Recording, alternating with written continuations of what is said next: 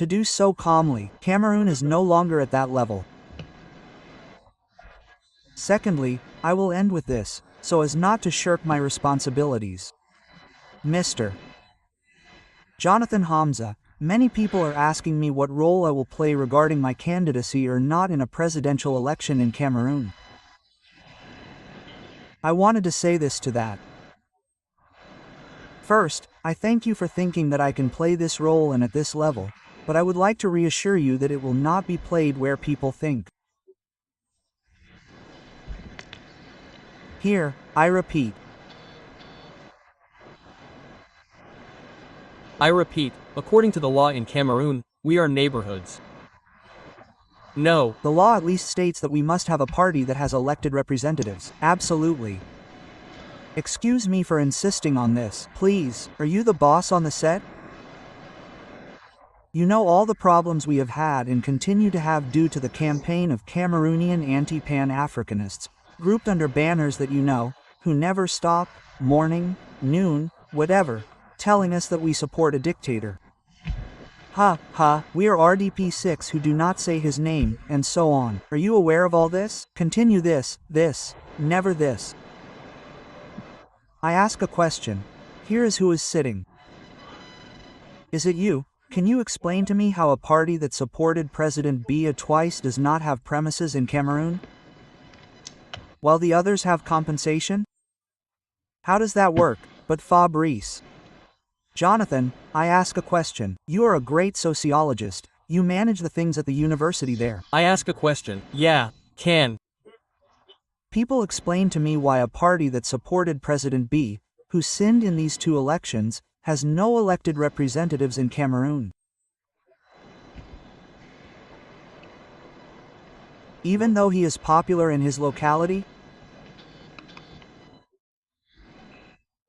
I'm still talking about the last municipal election in Cameroon, Candidate 1. The General Secretariat of the CPDM sent a secret mission the day before the election to say that everything must be done to ensure that Mr. Moroccan does not think that he does not even have an advisor here.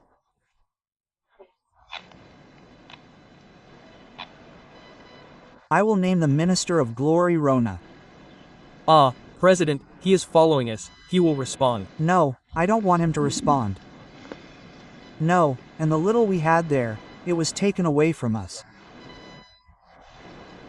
I respect myself. We respect each other. We don't waste time pretending to be happy. We take responsibility. If I had made the arguments, people would have said that I did not support him well. So no, we don't care. And by the way, some members of P2 were sleeping in my house to say, President, support you in this dispute, because they were flying to Mrs. Fampo. It's well known.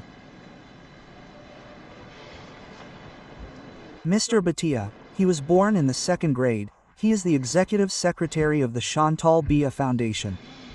I give the name because they like to slander little people on social networks like that. They like to slander them on social networks. I give the name. He sent a delegation to meet me, your servant.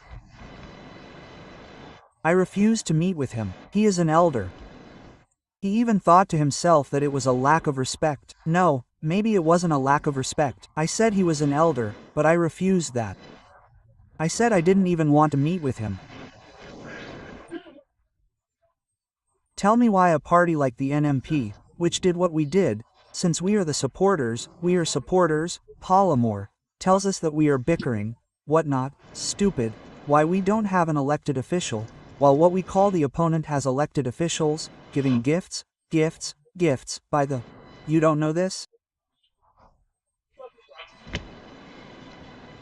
Part of a Cameroonian minister who said, okay, we're going to correct him because he's ungrateful. Not the name, he's ungrateful, and the music started in a part of Cameroon that you know very well. You know very well. We went to the elected officials of this party, who, well, you know that you are members of DPC, that we dressed in the uniform of this party, we put you there to correct the little arrogant one.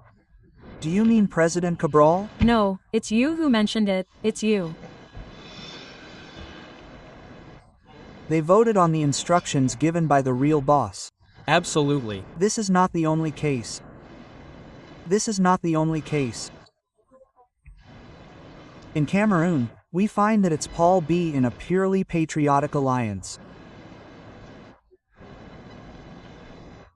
I've never been a member of the LDPC, I never will be, but we find that Fabrice is worse than having been in the government of Paul Biya, implementing his program, carrying out his orders and then becoming an opponent again.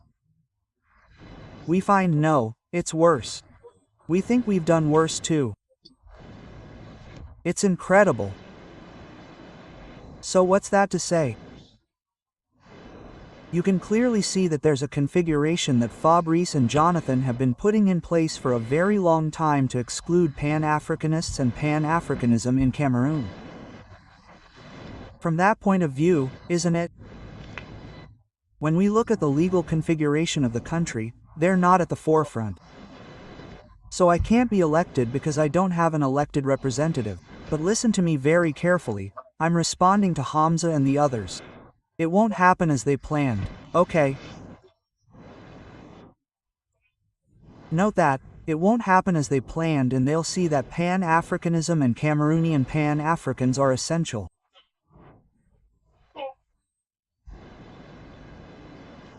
They're not just essential, we're the ones who hold the key. I repeat, we're the ones who hold the key. Okay, thank you. So to Jonathan and Hamza. Rest assured. I am listening. Yes. You are not just talking empty words. Your approach is serious and is part of a dynamic that will shake up the existing order in Cameroon and surprise the world. Thank you. Thank you very much, dear gentlemen. We will therefore focus on our roadmap during this edition of the Pan-African debate. It will be just after this short transition.